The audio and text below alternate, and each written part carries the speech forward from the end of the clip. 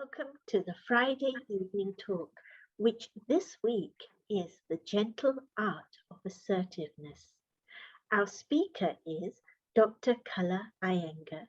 Dr. Iyengar has worked as a paediatrician and is now the director of the Peace Village Retreat Center, which is set in 300 acres of woods and streams in the Catskill Mountains in New York State.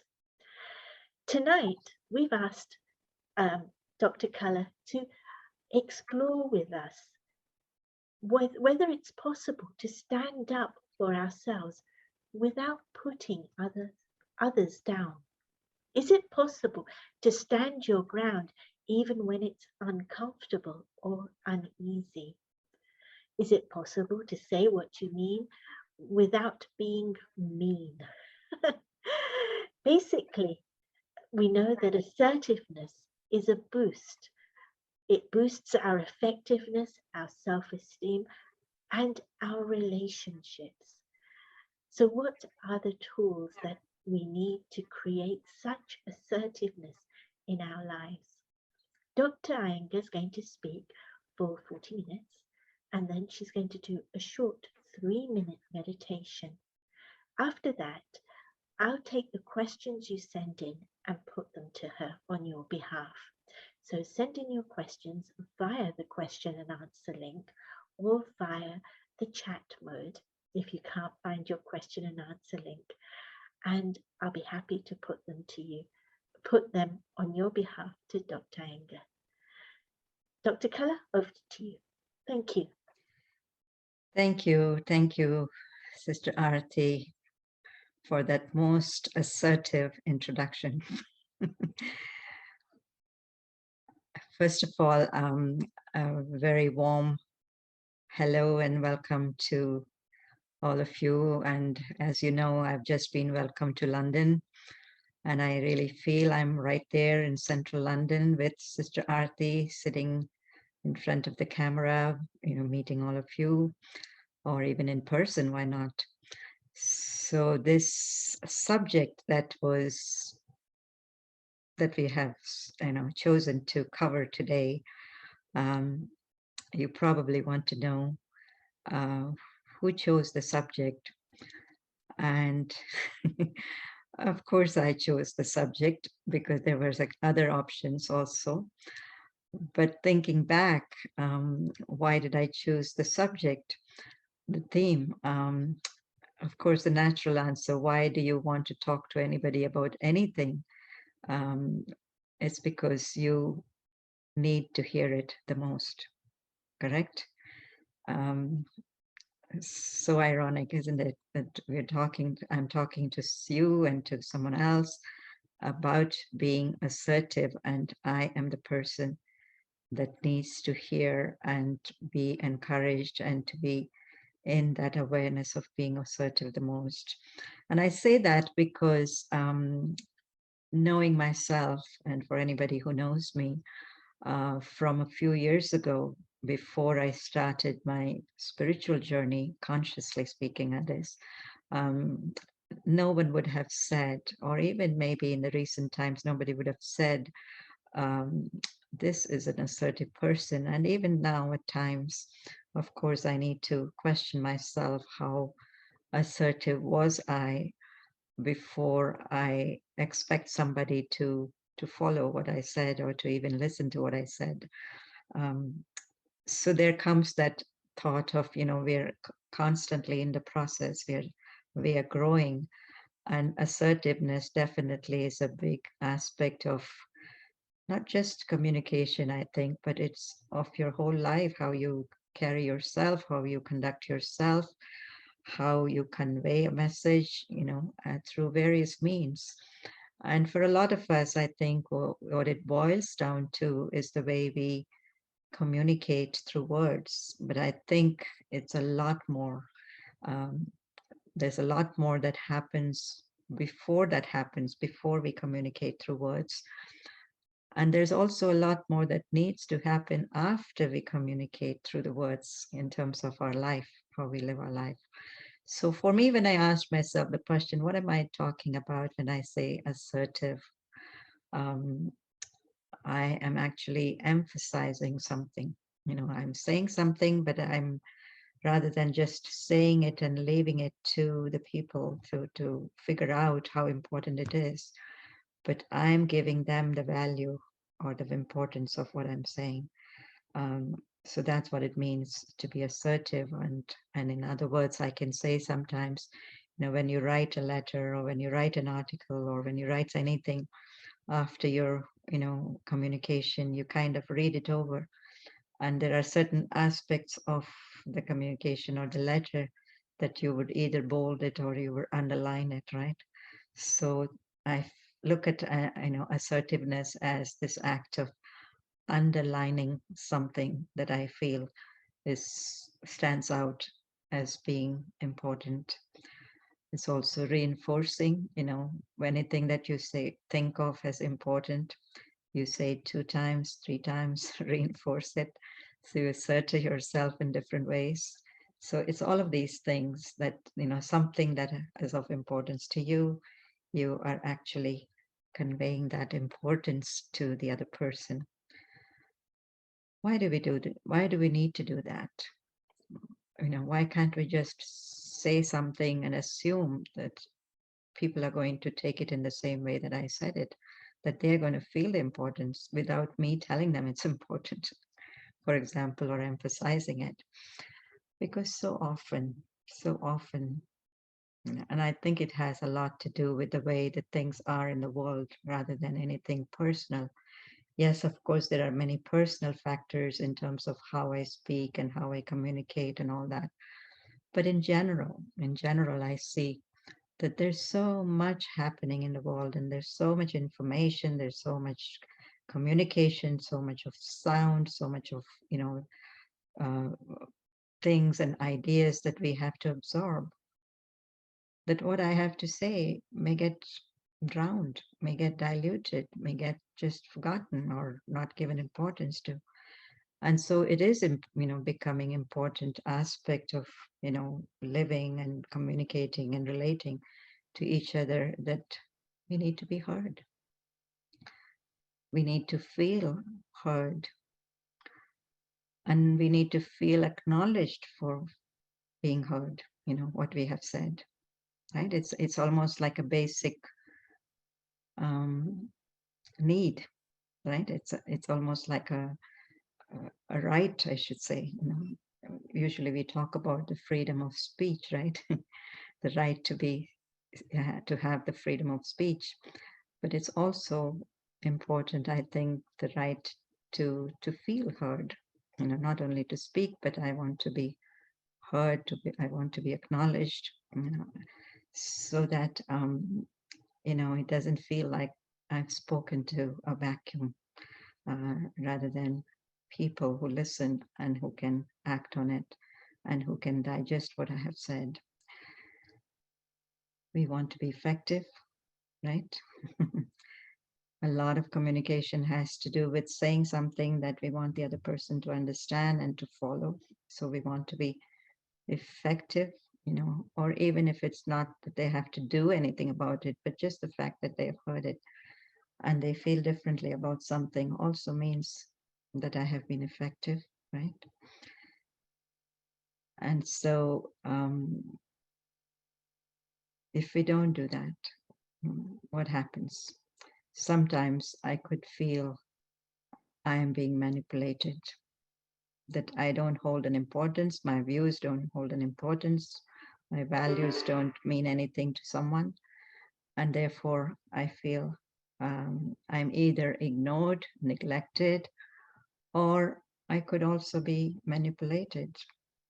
That I don't hold my own words in my own value, and therefore it could be twisted, it could be turned, it could be manipulated, or I could be misunderstood, not even consciously, not even willingly, but just the fact that I did not make myself clear, assert myself, means that someone could have misinterpreted it or misunderstood it. And therefore, who is at fault? Of course, both of us, right? Many times. but I initiated that misunderstanding perhaps, and so need to take responsibility for that. So many reasons why we feel that, why this aspect of being assertive is so important, in our life on a regular basis.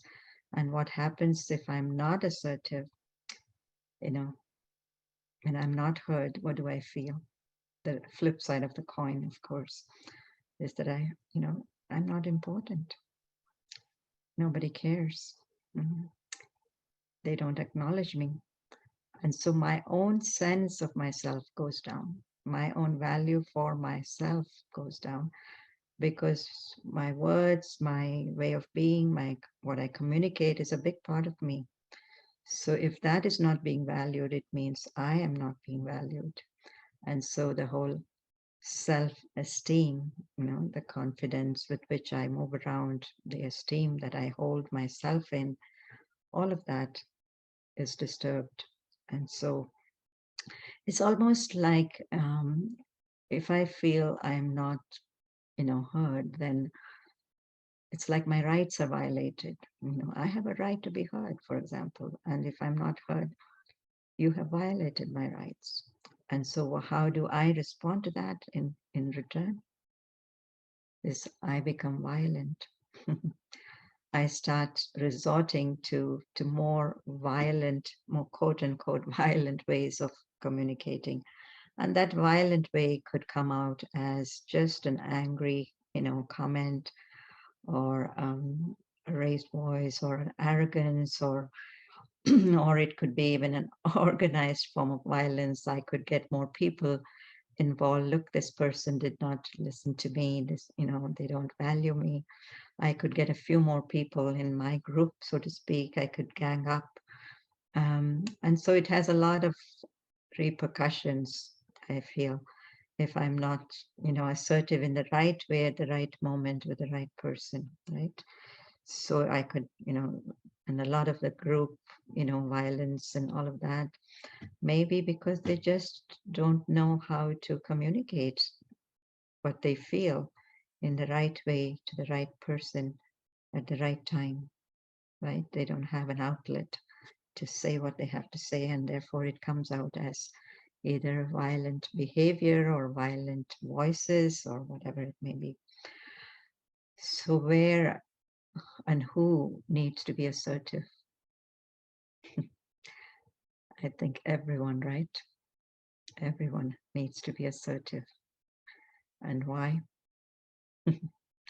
Because as I said, we need to be heard. It's, we always have a feeling that I need to be heard. And so whether I'm in a professional setting or in a work setting, interacting with my colleagues or my boss or my employees, even, whether it's somebody higher to me or whether it's somebody lower to me or whether it's somebody equal to me, it doesn't matter. I think we all need to be assertive. Some people would say that, those in leadership positions need to be assertive. Perhaps, yes, of course. But what about the person that's not in an open leadership position, but is actually leading his own life, right? In that way, that person is still leading someone, something. So even if I am, working at the last level, in my company, I think I still have a need to be assertive. There's a time and a place where I will need to communicate, how I feel, what I need, what I can do, what I cannot do. Because if I don't do it at the right time, in the right way, if I take on all the pressure that's coming to me, sooner or later, one day, I will not be able to upkeep, will not be able to hold up what I thought I could, get away with, So I need to be very realistic about, my own self, my own limitations, and communicate that also across the board so that people can listen. but it depends on how I communicate. Whether I say it in an arrogant way, whether I say it in an antagonistic way, whether I say it with a lot of, resistance and lots of guilt, or whether I say it as a matter of fact, I'm stating that because I know for a fact that I cannot do more than this, for example. So just the way in which we communicate, even at work, at whatever level of relationship we are with anyone, I think it's still important. And on a personal level, when we are in personal relationships, I see this all the time actually between parents and children, right? How important it is for a parent to be assertive with children. And having been a pediatrician and listened to parents and, with their complaints and all of that, sometimes they would come and say, my child doesn't listen to me, doesn't take the medicine, he doesn't do whatever. And I would ask the mother, how did you speak, or how did you introduce this aspect of the medicine or whatever? And I saw, and very clearly in many instances, that whatever is the tendency of parent is also communicated to the child unconsciously, right? Right. And whatever is the attitude of, the adult that's dealing with the child is also communicated, So even though you may say at the top of your voice, you should do this, you shouldn't do this, whatever, but it doesn't mean a thing to the child unless I really mean it from the heart of hearts, and I'm really communicating something that I believe in, right? So that's very, very important, and it's equally important in close relationships. As I said, in the beginning, when people are close, they can say, I didn't think this was important enough to communicate and to, to assert myself in that way. But then over a period of time, find out that it becomes a habit, that someone can take advantage of you or your weakness or whatever, or even your strength for that matter. And so then it's too late down the game that you can be assertive, because people have already formed that impression of you, that you can already do this, or you don't know to do this, or whatever. So I feel that, why not start straight, right? And the important thing about this being assertive, I feel, is, as I said before, how we do it. How can we do it without offending someone? As somebody very nicely wrote it out. How can you convey what you mean without being mean? Without being mean. And I think that's always the dilemma that we are faced with. So let's talk about what is it that we have to be assertive about. What is it that we want to communicate assertively? Usually it's a point of view, right? Something that you see in a particular way, and you are getting that point of view across, from your point, from where you stand. And obviously, there is the other person who is seeing it from where he or she stands, and he already has a point of view. And you perhaps already know, that this person's point of view is different. Because you know the person, perhaps, and he already feels that way. So you are already conditioning your mind in the way that, oh, I am going to present a different point of view, and I don't know if they will agree with that or not. So there is that going on inside your mind. Or it could be an idea that you are, presenting to a group, to a team, or whatever. And again, the same thing, that other people could have other ideas, other ways of doing the same thing.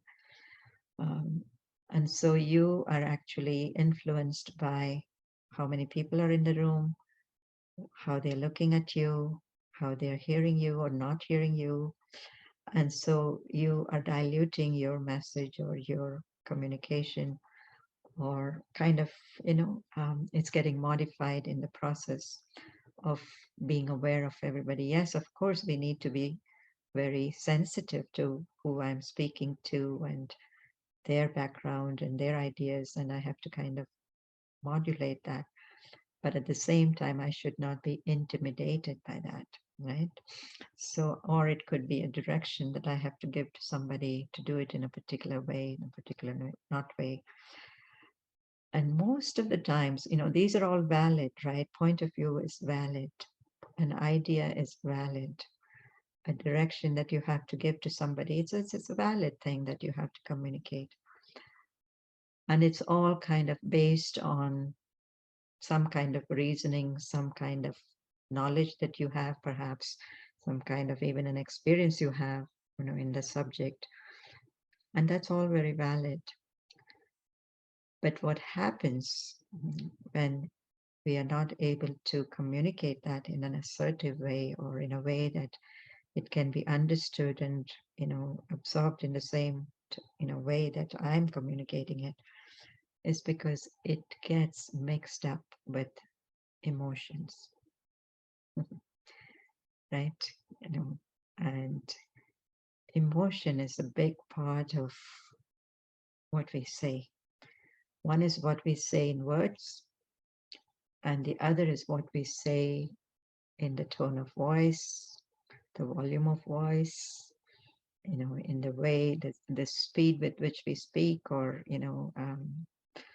whatever it is. So when the reasoning part and the more valid part of our communication idea gets mixed with that emotional element from within, that's when it gets tricky, right? And sometimes you feel, I feel so strongly about it, and you say it so strongly. But maybe that's exactly what is wrong. In other words, you're saying it with such arrogance or such kind of force, so to speak, because this is the way I feel. And so that's exactly the downer, in that in that moment of communication. So because emotions are loaded, and emotions many times are not making you effective, it actually decreases the efficacy of what we're saying. And I think you all know about those who have been, especially in this parenting role, for example. It's fine to correct your child, say, this is the way to do it and this is not the way to do it. But the moment you get angry and you say it with this kind of ferociousness or this, angry feeling and angry voice, you've lost it. You've lost your credibility with your child, right? But if you keep your calm, and if you keep your intentions, of course, and then you communicate, doesn't have to be a big, loud voice, but the child is willing to listen. Right? And we know that about different kind of people. The more, some of the people who speak the softest, for example, are the ones that you really want to hear what they're saying. Or the ones who speak less are the ones who we want to know what they're saying. So important for us to check our emotional state, especially when we have to communicate something that is important, right? So what are these things that happen inside our head before the words come out or before we actually convey a message in any way possible? The first thing I feel is if it's an idea, if it's a point of view or whatever, it's how much of a conviction I have inside that this is true, at least for me.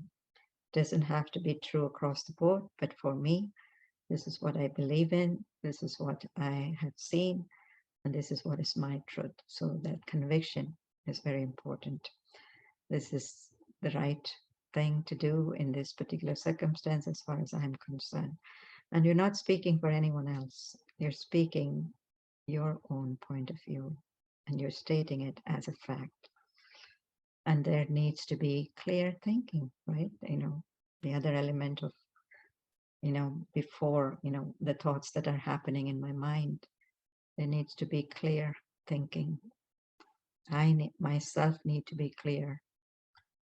And in a particular situation, for example, that may be very complicated. Maybe there are certain elements that are negotiable, and maybe there are certain elements that are non-negotiable, for example. And can I differentiate the two, and can I present the two separately, right? That I can tolerate this, but I cannot tolerate this, right? So somewhere we need to also state that as a fact, that my own thinking in terms of my own side of the equation, I need to be clear on that. And no matter what I feel, no matter how difficult or how opposite my point of view may be, but my intentions and feelings for the person that I'm communicating with needs to be very clean. In other words, I'm not starting off an animosity group just because my idea is different, right? So idea is a different thing, but the person is a different thing, right? And I am different thing. So I cannot mix it up. And so I need to still hold on to basic human feelings and values. And that has to do with love, that has to do with understanding, that has to do with mercy, that has to do with forgiveness, even sometimes, because I may have a past with person that I'm holding on to and I'm not willing to let go of it. And therefore it comes off in my communication with them, in an emotional way, so to speak. And also I feel, is what I need to convey meaningful? Is it relevant? Because sometimes, we may be going through a situation and we'll take out all kinds of excuses and stories from the way past when, but it may have no meaning and relevance at this time. So can I keep my communication simple, to the point, to the present? Yes, I can think about it inside my head, but in terms of actually bringing it forward, to make a point, I think the more we minimize that, the better it is, right? So always minus the emotions, always add relevance and meaning to what you have to say, and always be clear. What is it that you can negotiate, what you cannot negotiate, so to speak. How do I know that I have effectively and assertively said something or conveyed something? What tells off, is of our assertiveness is many things. But in terms of how we speak, especially in the words, our tone of voice, as I said, the volume with which we speak, right? Loud, low. Doesn't have to be loud. Doesn't have to be too low either, right? Because then, of course, people cannot hear you. So you're not being low for the sake of being low, but you don't need to be loud either, right? So this is one of the principles that we follow within the Brahma Kumaris, is to speak softly and sweetly, even if you have to say something that is quite harsh and that's not very acceptable by the other person, but I can still do it sweetly. I can still do it in a soft voice, right? Tone of voice is definitely, it's actually a reflection of what I'm thinking, what I'm feeling, what my attitudes are. It all comes out, and this is where most of the misunderstanding also takes place. I didn't say anything bad. I didn't mean it that way, but it came out in the vibrations, in the tone of the way I spoke about it. And so it was misunderstood or misinterpreted, right? And so that's very important, to clear my feelings to also make sure that the way it is reflected in my voice is also appropriate. And of course, I need to always choose, you know, fewer words, the better it is. Because I don't have to state a fact in so many different ways. Of course, in some instances, you may have to do that, right? But most of the times, I think the fewer the words, the better it is. But choosing my words carefully is very important. And how fast do I speak or how slow do I speak? It's also important, right? Because again, it carries vibrations. The speed of my language also carries vibrations. So that's, I always tell people if I can record myself when I'm talking to people, right? Or if anybody can record themselves when talking to people, you'll know exactly where you stand. Because we're not quite aware when we're actually doing it. But if I'm hearing it afterwards, after the fact, as a bystander or as an observer or as as a listener, I could probably pick up more from my voice in terms of my feelings, my emotions, my, tone of voice. All of that will tell me a lot more. So one good thing to do is an exercise is to walk around with the tape recorder, with the recording device, so that you can listen to yourself sometimes. How effective we were, how assertive we were, and how much arrogant you were in the name of being assertive sometimes. Remember, this is the gentle art of assertiveness. So, not to cross the line and be arrogant and to be, rude, so to speak, but to just make your point. What are the barriers to being assertive? I think, very mundane factors first. Language, right? If I don't know the language, I feel threatened, I feel intimidated, I can't communicate enough by myself. Sometimes that can be a barrier, right?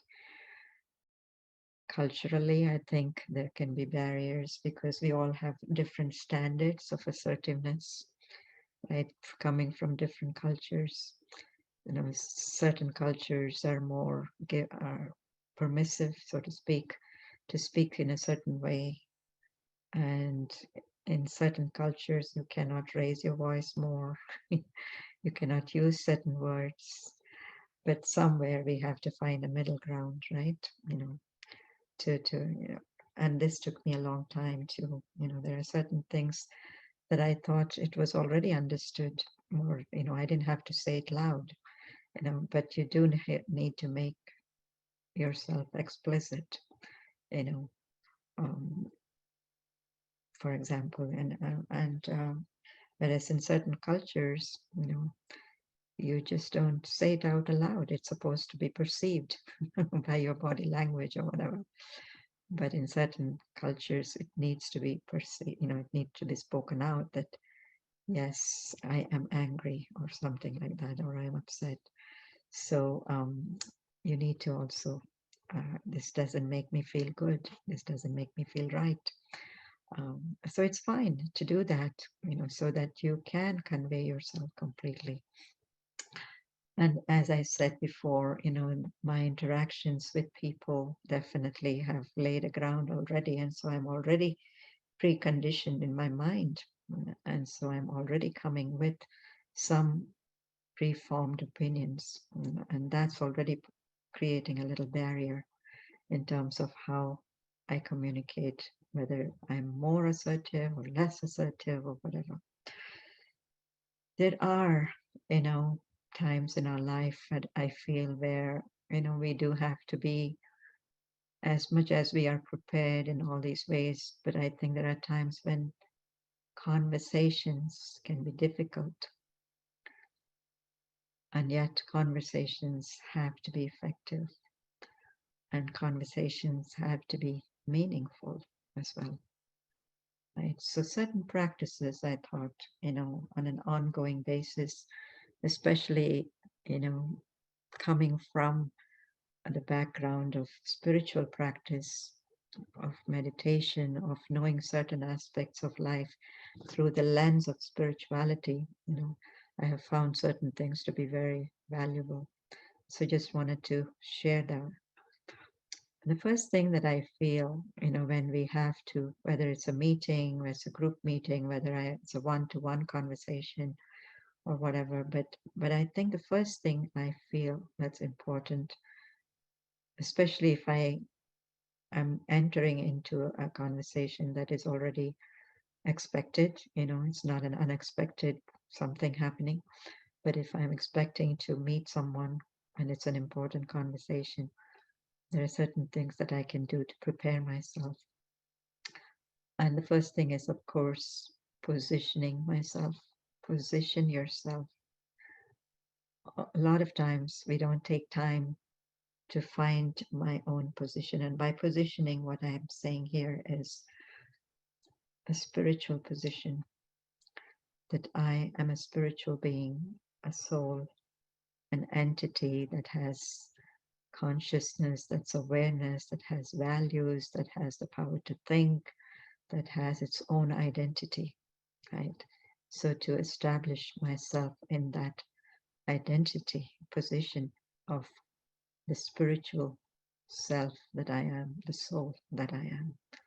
And I'm sure, you'll hear a lot more about it in some of your, interactions with the Brahma Kumaris or whatever. But we'll also try it out in our meditation a little bit. How do I position myself as a soul?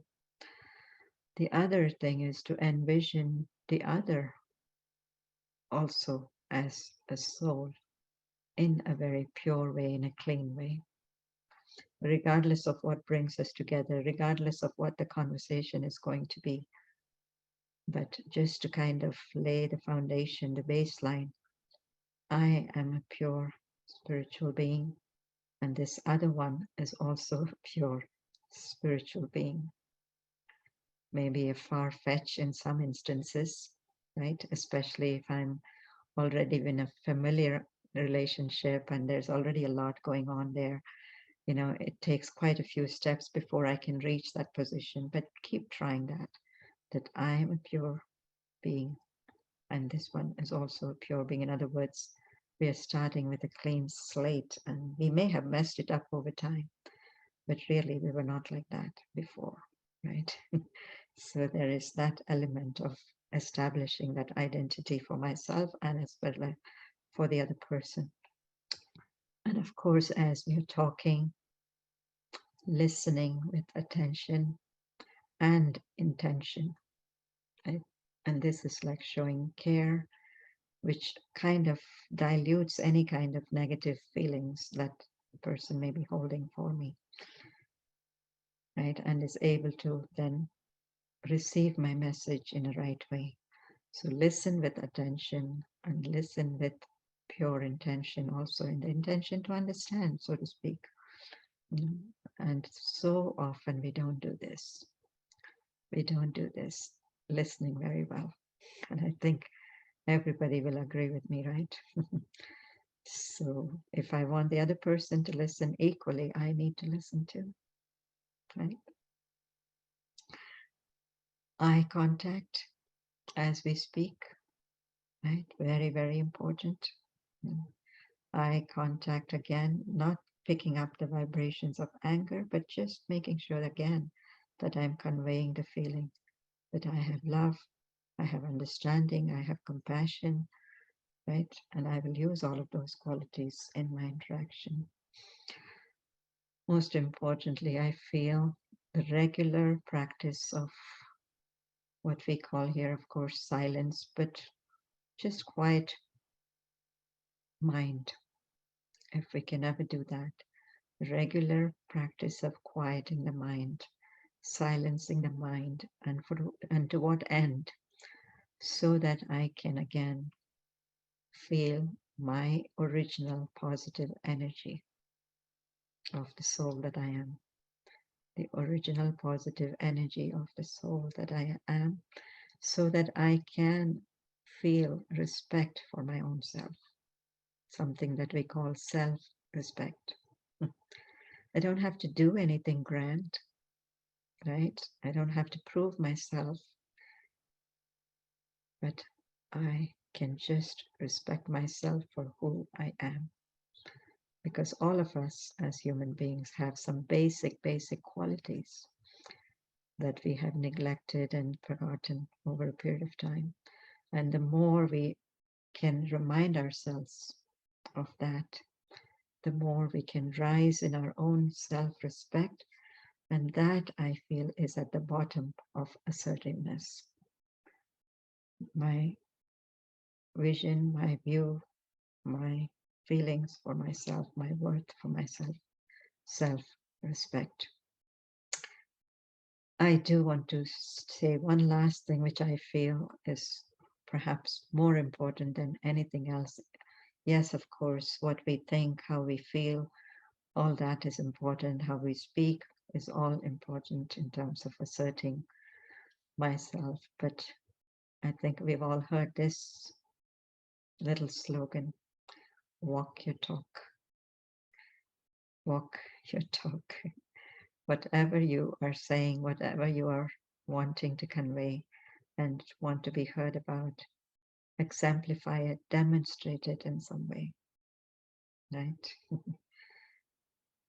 And we all know the story of the child that was told by the parent, on the phone, somebody calling for the father, and the child is saying somebody, is calling for him, and he's saying, tell them I'm not here. Tell them I'm not here. And there you are seeing an example, blatant example of lying. And the next day, the father tells the child, you shouldn't be lying. But Dad, I saw you lying yesterday, right, on the phone. So what are we wanting our children to learn from us just by saying it aloud? We need role models, I think, for today in terms of, being assertive. And that is through our own behavior. That's probably the single most effective tool, right? Single most effective tool that adds value to our words. Right? By acting in the way that whatever we are conveying. So I'm going to stop there. Would you lead us in meditation? Yes, I'm going to lead us in meditation.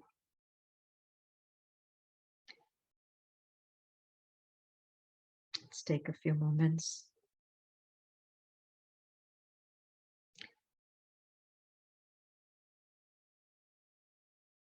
Absorbing, recollecting everything that's been said.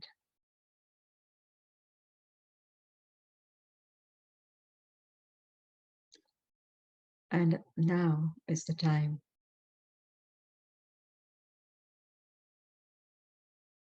to be assertive with my own self.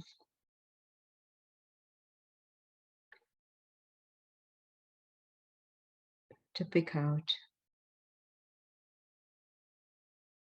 what's been most important for me personally, so that I can take that home, think about it, value it, believe in it,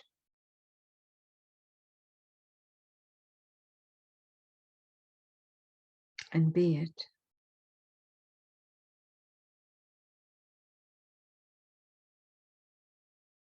Just one idea that I can take up right now to position myself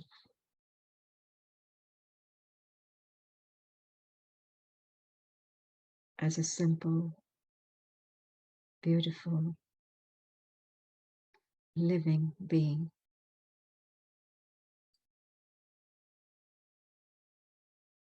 Of conscious light.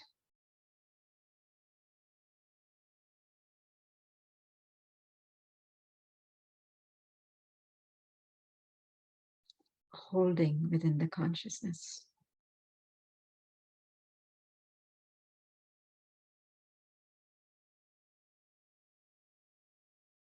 Pure and clean thoughts and feelings.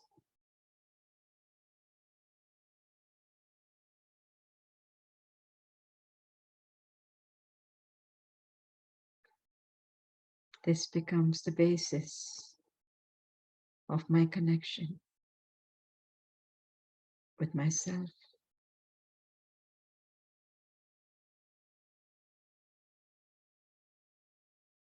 and with everyone,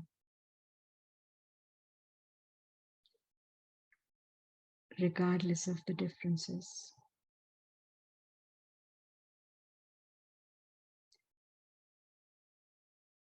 Regardless of titles, backgrounds, even past experiences.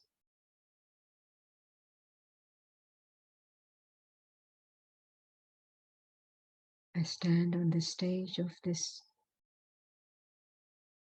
pure intentions, pure feelings, ready to connect, to communicate, to convey.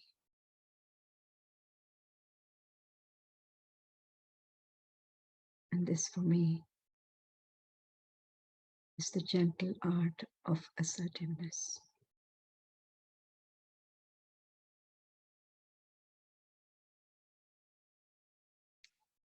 Om Shanti.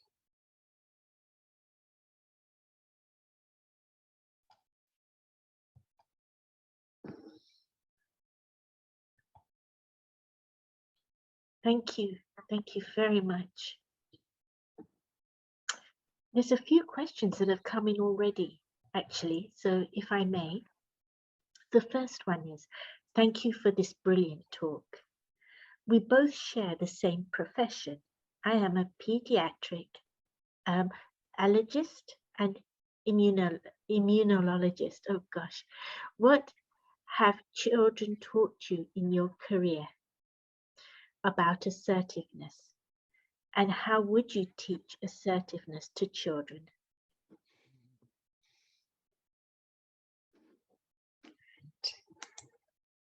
It's a beautiful question.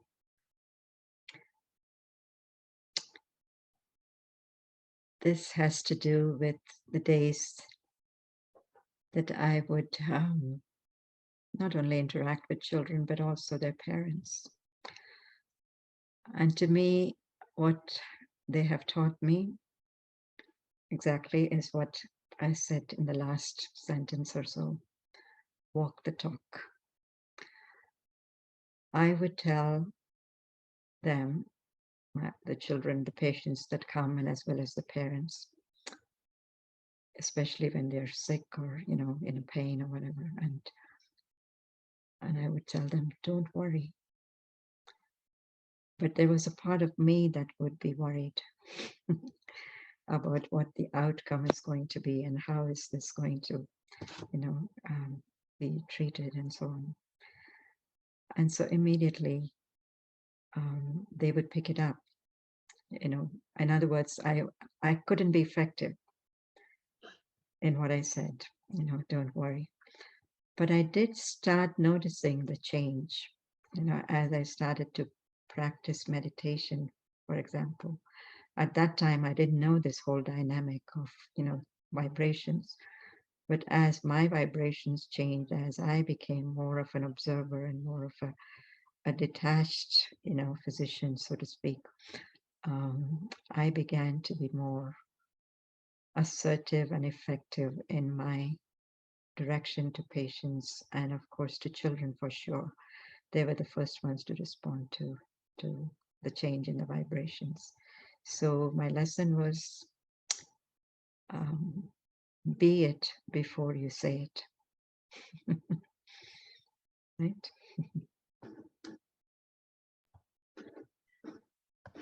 And the second part of the question was, how can I Would you teach assertiveness to children? Yes. Yes.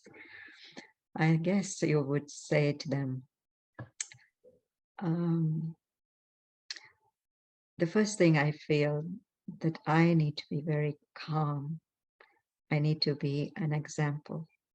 I cannot tell them something that they haven't seen in front of their eyes, what that means. You know, for example, if you see somebody, if you see a child shouting or getting angry and getting his way across, what you could tell them is, I hear you, but I can't hear you until you have lowered your voice, until you have calmed down. And then, of course, you hear them and you tend to their needs from that. So, in other words, you really have to demonstrate what you are telling them. What does it mean to be calm, for example? You need to kind of help them to model it for you. I think that's just an example, I thought.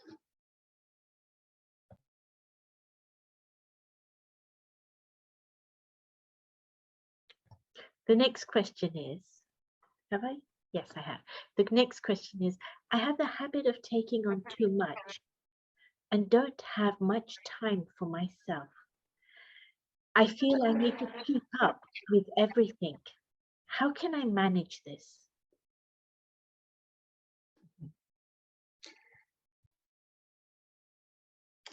So why am I taking on too much? To prove myself to someone and someone else and someone else and someone else, or even prove to myself that I can do so much. There can be different reasons why we do that. But we all know that in the long run, that's not what I will benefit from. And I'm definitely going to run into some kind of a burnout or some kind of a stress if I don't take care of myself. So I would say take out just little bits of time, not a whole lot of time for yourself, but something that you feel energizes you. It's not so much to do with somebody else or something else or whatever, but it's something that's basically your own need. You may have to sit with yourself for some time and find out what is that need. Is it the need for free time? Is it the need for you to be valued? Is it the need for you to feel loved? Whatever that may be. But find out that need, not on a physical level, but on an internal level. What is that? What is it that I, as a soul, am looking for? And I would say take out just 5 to 10 minutes of your day, giving that to yourself. And you'll say, how am I able to do that? Because if I don't have it, you'll be amazed. You'll be amazed. For example, if it is value that you're looking for, if it's acknowledgement that you're looking for, you can do it for yourself. You're the first person that has to do it for yourself. If it's love that I'm looking for, again, doesn't have to come from outside. But I, as a source of love, can acknowledge and give to myself that love. And it's not love that I'm giving to myself because I did something great, but just the fact that I am a human being, I'm a human spirit. I have enough reason to love myself because God loves me, right? So whatever it is that I, as a soul, am looking for, take out 10 minutes, 5 minutes of your time before you start going into this, that, and the other. Sit quietly with yourself, talk to yourself, think in that way. I love myself, or I care for myself, I value myself. Yes. So start in small doses and you'll love it. I'll tell you, you'll love it. You will love it so much that you'll want to do more of it. Thank you.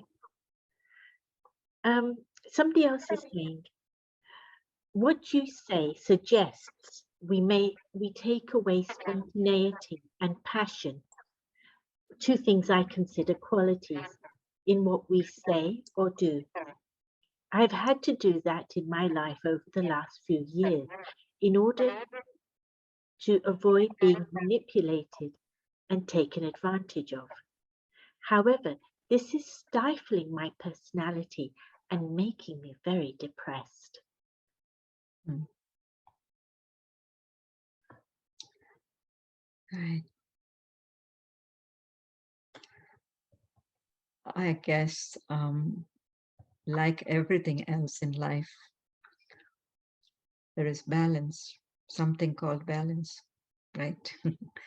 So when you find yourself, being deprived of an essential element, for life, which is what you call as spontaneity and passion, find it in other areas of life.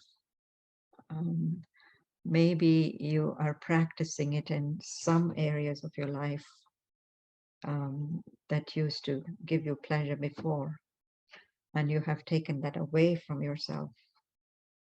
But maybe you can kind of engage those qualities in other areas of your life. Say, for example, you could maybe do it, if it's not with a person, you could maybe do it with nature, for example.